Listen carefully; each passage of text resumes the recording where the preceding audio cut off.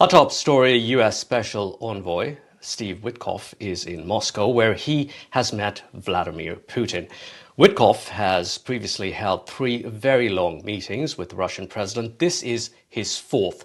The latest meeting comes after Russia's attack on Ukraine's capital that killed 12 people and injured nearly 100. It also comes as US President Trump lashed out at Putin. In a post on social media, Trump wrote, "Vladimir, stop." Let's get you more on this story. We're now joined by Alexandra Sharp. She is with Foreign Policy magazine. Thanks very much indeed for joining us. Before we hear from you, let's listen to what President Trump had to say. Putting a lot of pressure. You don't know what pressure I'm putting on Russia. They're dealing. You have no idea what pressure I'm putting on Russia. We're putting a lot of pressure. Can you maybe tell us that? We're putting a lot of pressure on Russia, and Russia knows that, and some people that are close to it know, or he wouldn't be talking right now.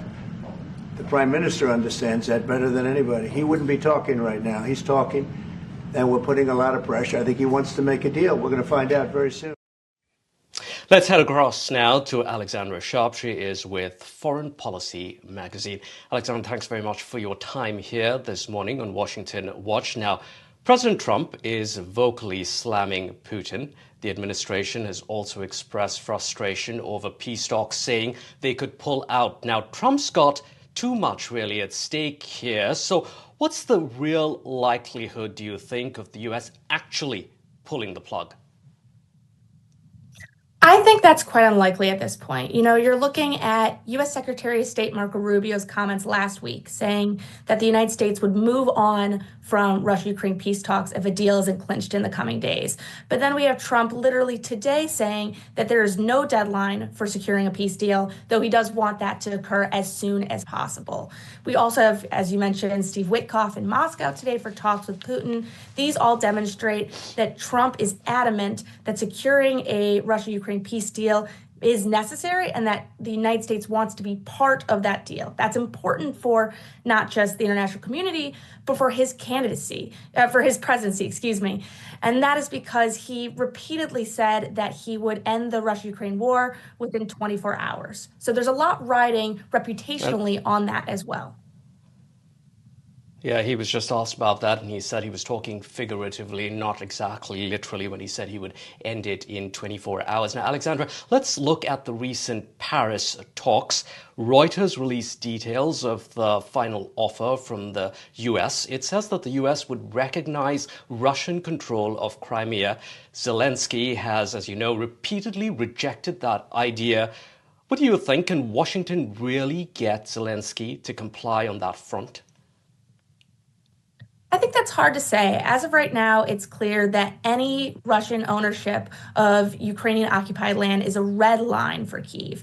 And Zelensky's adamant that that red line will remain that way. I think if there's a Russia-Ukraine peace deal that will occur, the United States are going to have to look at other negotiating tactics in order to get Ukraine to agree, potentially other levers that Zelensky is more likely to acquiesce on. I know you mentioned about how this is a very important deal for President Trump now, but however, that said, could a peace deal be better accomplished without direct US involvement via the Europeans, for example?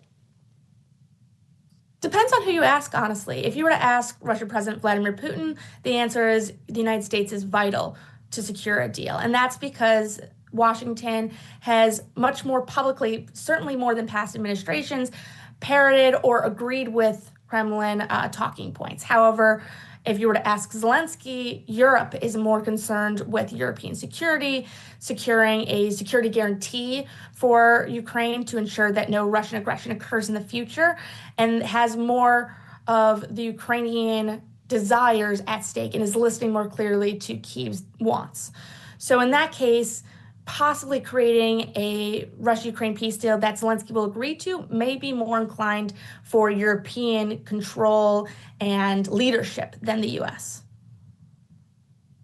All right, Alexandra, now Trump has also said that negotiating with Zelensky has been harder than with Russia. According to you, where do you think that these, so to speak, roadblocks to peace lie? Is it with Russia or Ukraine? I think it honestly lies with both. You know, the war was started by Russia invading Ukraine. A lot rides on Russia's ability to agree to stop attacking civilian targets. There's also the fault line of NATO membership. Ukraine adamant that NATO membership for Kyiv is vital to Ukraine's security. Meanwhile, Russia believes that it would only threaten Russia's ability to govern, Russia's ability to have a stake in the European sphere. So, in that regard, I think both are holding up blocks for different reasons, but there is more at stake for Ukraine. You have to remember, they are the country that was invaded. They are the country that has had repeated Russian attacks on them. And it is in many ways up to Russia in order to stop civilian assaults. Thank you very much indeed, Alexandra Sharp, there from Foreign Policy magazine, joining us here on Washington Watch.